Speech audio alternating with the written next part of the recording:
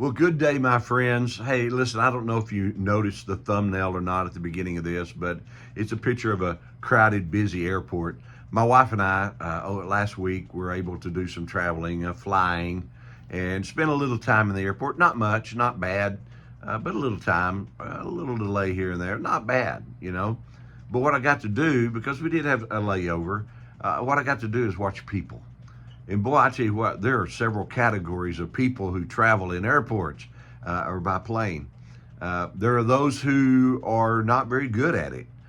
They've either had to make their schedule real tight so that a 30-minute delay could make them miss the next connecting flight, or it could make them miss their meeting they were planning on attending. And it was just so tight that any little adjustment to the schedule threw them into a tizzy. And boy, I saw those people. They were normally at the counter and they were expressing their frustration to this poor little attendant, a counter person who had nothing to do with any of the changes, nothing to do with any of the problems, but they just had to sit there and listen and take it, right? Then I saw people who had come prepared. They were good travelers. All right. First group were kind of stinkers at traveling. The other group, they were good at it, right? They came normally. You could see them. They're dressed in their comfortable traveling clothes, warm ups or whatever. You know, they had their big earphones on. They were either watching movies or listening to books or music or whatever, and they were just kind of chillaxing, maybe drinking some coffee or some soda or something like that, and it just wasn't affecting them the same way it did those people that were so tight in their scheduling. And then there was the other group that used that time to get some work done. And boy, they were they were working on their computers, or they were on their phone and they were talking to people, or maybe they were reading a book, or they were getting caught up on emails or text messages, and they were using their time wisely. Hey, I'm going to be stuck here for an hour and a half, 2 hours. I'm going to get some work done, right? And they were. There's different types of people that handle difficult situations.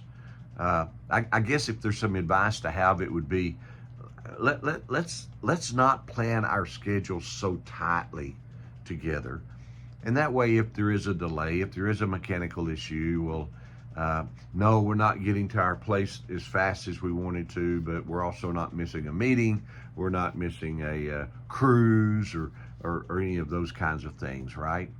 So if we can't always do that. Like I said, our boss may not want us to go a day early, but if we can, allow ourselves some time for just the unforeseen, right?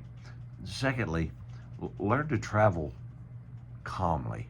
Learn to just roll with it, adjust with whatever the situation is. Wear your warm-ups, be comfortable, bring things to do, read, enjoy, or take a nap over in the corner. A lot of them just laying down in the corners, taking a nap. And thirdly is just make the best use of your time. Get caught up on those emails, you know. Get caught up on those phone calls. I hadn't called Aunt Gertrude in a long time. And so call her and talk to her. Use that time wisely, right? So here's the key word of the day: adjust. Be willing to adjust to whatever the situation might be. I think we'll be happier. I know we'll be less stressful.